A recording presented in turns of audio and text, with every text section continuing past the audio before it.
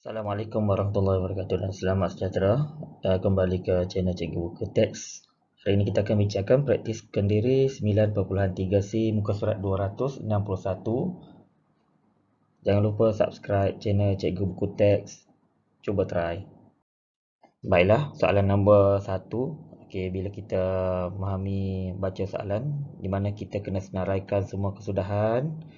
Kemudian yang kedua ialah kita kena hitung kebarangkalian. Kad yang dipilih ialah vokal atau R. Okey, kita ada kata kunci sini ialah atau. Kemudian kita kena senaraikan kesudahan dan juga kita kena hitung kebarangkalian. Okey, jadi langkah yang pertama ialah seperti biasa kita kena menyenaraikan ruang sampel terlebih dahulu. Okey, bila kita senaraikan ruang sampel, S sama dengan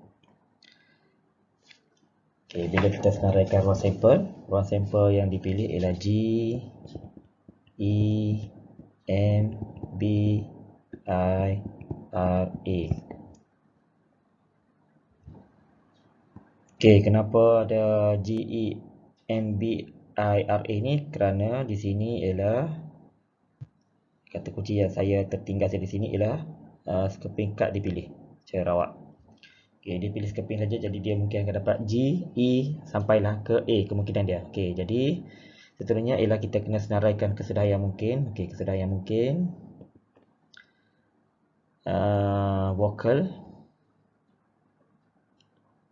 vokal atau R. Okey, saya wakilkan V ialah vokal, R tu ialah huruf R. Maka bila kita senaraikan vokal, kita akan dapat peristiwa dapat vokal ialah E, I, A. Okey, peristiwa dapat R ialah R sahaja. Okey, jadi yang penting kita kena senaraikan ruang sampel, kemudian kita senaraikan peristiwanya. Peristiwa mendapatkan V, peristiwa mendapatkan R, kemudian barulah kita boleh selesaikan senaraikan V atau R sama dengan, okey, kita kena ambil semua unsur yang ada pada kedua set E, I, A, R. Okay, jadi bila kita nak hitung kebarangkalian dia, P, V, U, R sama dengan N, V, U, R dengan NS sama dengan, okey, N, V, U, R ni ialah kita ada 4, jadi 4 per dengan NS. NS kita ada 7, 1, 2, 3, 4, 5, 6, 7. Maka jawapan dia ialah 4 per 7. Baiklah, seterusnya ialah soalan nombor 2. Soalan nombor 2 ialah ada dua kotak, kotak K dengan kotak L. Ada 4 kad dengan ada 3. Kemudian skeping kad dipilih daripada skeping kad dipilih kotak K dan L. Kemudian di sini kita kena senaraikan kesudahan dan juga hitung kebarangkalian dapat huruf S. Kemudian kita ada perkataan atau gandaan 3. Okey, jadi yang pertama sekali, langkah yang pertama ialah kita senaraikan ruang sampel terlebih dahulu. S sama dengan ruang sampel dia merujuk pada kita kena ambil K kemudian ambil L. Jadi kita mungkin akan dapat S4, S5, S6. Okey, kita juga boleh buat dalam bentuk gambar rajah pokok ya. Gambar rajah pokok. Okey, saya tunjuk gambar rajah pokok. S, E, R, I. Okey, kita akan mungkin dapat 4, 5 dengan 6. Kemudian sini pun sama 4, 5, 6. 4, 5, 6. 4, 5, 6. Maksud dia kotak pertama, kotak kedua. Okey, jadi kesudahan dia kita mungkin akan dapat S4, S5, S6. E4, E5, E6, R4, R5, R6. I4, I5, I6. Okey, jadi kita boleh senaraikan dalam bentuk S sama dengan S4, S5, S6, E4, E5, E6, R5, R6, I4, I5, I26, I6. Okey, siap ruang sampel. Kemudian kita kena senaraikan dapat K, huruf S dari kotak K. Okey, S. Okey, yang ada peristiwa S. Peristiwa S merujuk pada yang ada kad S. Okey, yang ada kad S ialah S4, S5, S6. Itu saja. Kemudian ada kotak gandaan gandaan 3. Kotak L, G, gandaan tu saya wakilkan G. Gandaan 3 kita ada S6. Kita lagi ada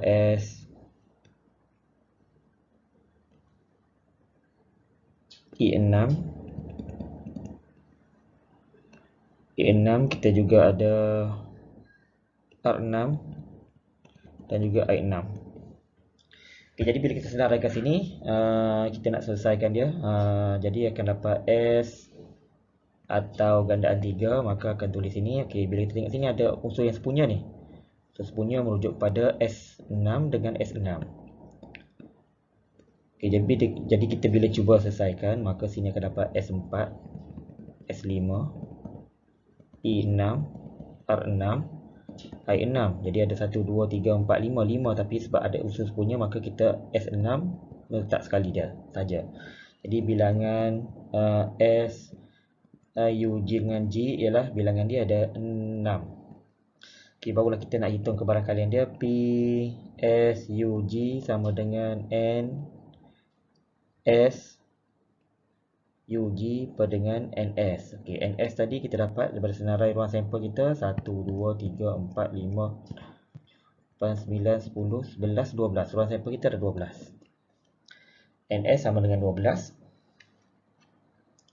Okey, kemudian P NS sama dengan 12 per NS sama dengan 12. Okey, sini akan dapat NS 12. Senarai daripada sini akan dapat 6. Maka jawapan dia ialah 6 per 12 sebagai jawapan akhir dalam soalan nombor 2. Okey, yang ni ya jawapannya. Okey, kalau kamu nak guna rumus pun tak ada masalah, tapi kamu kena guna operasi tolak. P. Okey, siapa nak guna rumus dia akan dapat macam ni. P S tambah dengan PG. Okey, kamu kena tolak dengan P S persilangan G. Okey, pasal apa kena tolak dengan persilangan ni? Sebab kita ada unsur sepunya. Itu satu ada unsur sepunya, maka akan dapat sini. Akan dapat sini 1, 2, 3, 3. Okey, kamu akan hitung situ tu. Bila kamu hitung akan dapatlah jawapannya.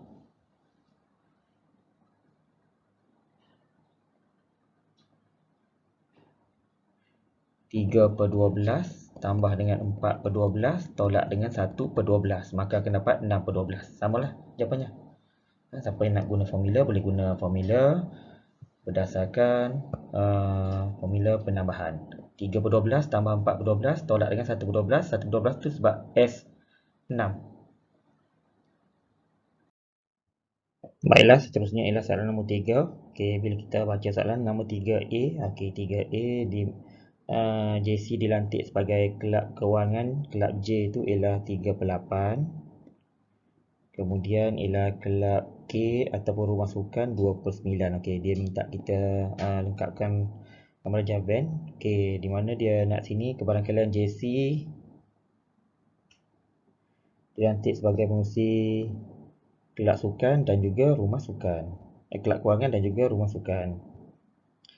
Okey, dia minta kita lengkapkan gambar jawapan. Okey, jadi langkah yang pertama ialah kita kena hitung sekiranya dia dilantik kedua-dua kelab, maka ruang set dia berada di sebelah betul-betul di tengah.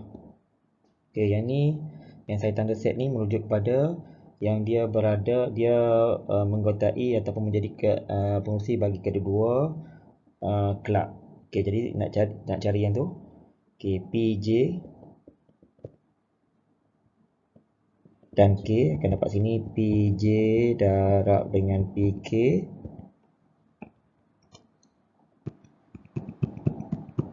Ok, Okey, di sini akan dapat 3/8 darab dengan 2/9. Okey, bila kita tekan kalkulator akan dapat jawapan dia adalah 1/12. Okey, jadi maksudnya yang dalam biru ni ialah nilai dia ialah 1/12. Sebab dilantik kedua-dua. Okey, sekarang kita nak kira berapakah nilai yang berada pada J yang sikit lagi J tu. Tadi yang duduk tengah. Jadi sini nak kira yang berada di sini. Yang hijau, yang biru ni. Okey, yang biru ni, nak kira yang biru ni sekarang ni. Bila nak kira yang biru, langkah seterusnya ialah kita kena hitung. Okey, sebab 3/8 ialah kelab J, maka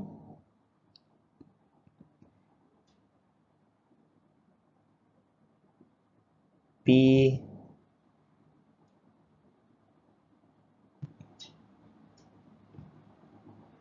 hanya J. Tadi P dan K. Okey, P hanya J, maksudnya sini kita kena dapatkan 3/8 tolak dengan 1/12. Maka akan dapat dia ialah 7/24. Okey, jadi sini jawapan dia ialah 7/24. Okey, kemudian ada satu lagi yang kita tak dapat hitung ni. Okey, satu lagi yang tak dapat hitung ialah yang berada pada sebahagian lagi daripada K yang ada. Maksud dia ialah K dilantik sebagai K sahaja. K sahaja, maksudnya yang tu K sahaja. Okey, bila K sahaja saya buat dengan color purple sini ni. Okey, nak jadi K sahaja ni. Jadi di situ kamu kena ambil yang color hijau, yang color purple ni. Okey, 2/9. 2/9. Okey, sini akan dapat 2/9. 2/9. Okey. P hanya K. Okey, hanya K saja tu, maksudnya kebarangkalian hanya K saja. Kita tengok 2/9 tolak dengan 1/12 yang berada di antara sepunya tu, maka bila kita hitung tekan kalkulator akan dapat jawapannya 5/36. Baiklah, jadi lengkaplah bagi soalan A di mana gambar rajah van-nya merujuk kepada jawapan seperti yang ditunjukkan dalam langkah pengiraan di situ. Okey, jadi barulah kita boleh hitung jawapan B. Okey, nak hitung jawapan B sekarang ni. Nak hitung jawapan B maksud dia minta sini tidak dilantik. JC tu tidak dilantik. JC tu tidak dilantik. Semua yang dalam gambar rajah van semua yang dilantik. Okey, jadi yang bila yang tidak dilantik, dilantik ketua kelab kewangan pun bukan, ketua rumah sukan bukan, maksud dia selain daripada yang berada dalam bentuk bulatan ni. Jadi maksud dia selain daripada tu yang berada di luar bulatan. Okey, jadi nak cari yang berada di luar bulatan, cara dia ialah kita boleh gunakan 1 tolak dengan 7/24 tolak dengan 1/12 tolak dengan 5/36. Okey, maka akan dapatlah jawapan dia 35/72 untuk soalan 3B. Maksudnya 35/72 berada di luar kawasan bulatan. Baiklah, soalan yang terakhir ialah diminta di sini kebarangkaian Mandy 4/7, Gita pula ialah 9/14. Okey, jadi sini kita boleh lengkapkan gambar rajah pokok yang memilih hanya Mandy atau Gita. Okey, ada perkataan atau tu. Keyword dia ialah perkataan atau yang sangat penting dalam soalan ni. Okey, jadi kita boleh buat dalam gambar rajah pokok. Nak lengkapkan dia, yang pertama sekali Mandy tu ialah 4/7. Okey, Mandy 4/7. Okey, saya buat di luar kotak. Kamu kena buat dalam kotak. Okey, Mandy 3/7. Selain daripada Mandy, maksud dia lengkap dia ialah 3/7. Maksudnya M dengan M prime mewakili M ialah Mandy. Kemudian M prime tu mewakili selain daripada Mandy. Okey, kemudian Gita yang terpilih tadi ialah kalau ikut daripada kebarangkalian maklumat yang diberi ialah 9/14. Jadi 9/14. Okey, jadi selain daripada jita ialah 5/14. Okey, jadi sini Mandy, jita, sekiranya jita yang terpilih, jita tu ialah 9/14. Manakala selain daripada jita ialah 5/14. Okey, jadi kesudahan yang mungkin dalam gambar rajah ni ialah MG, kemudian sini ialah MG prime, kemudian akan dapat M prime G, seterusnya ialah M prime G prime. Okey, sini dia minta kita nyatakan hanya seorang saja, Mandy atau jita. Jadi bila kita nak selesaikan P Mandy atau jita. Okey, P Mandy atau jita sebenarnya kita boleh pilih sini, atau maksud dia kita boleh ambil kebarangkalian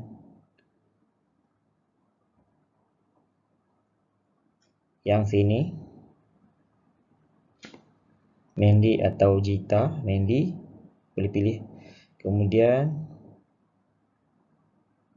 satu lagi kita kena pilih ialah yang ni.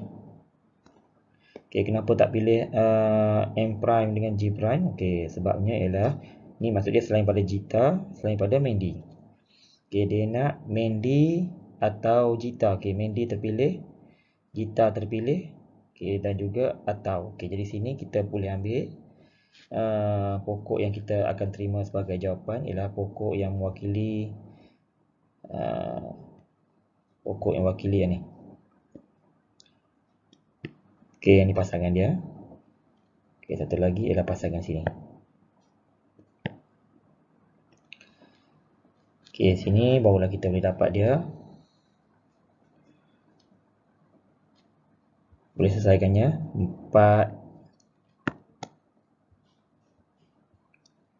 4/7 darab dengan 5/14 tambah dengan 3/7 darab dengan 9/14.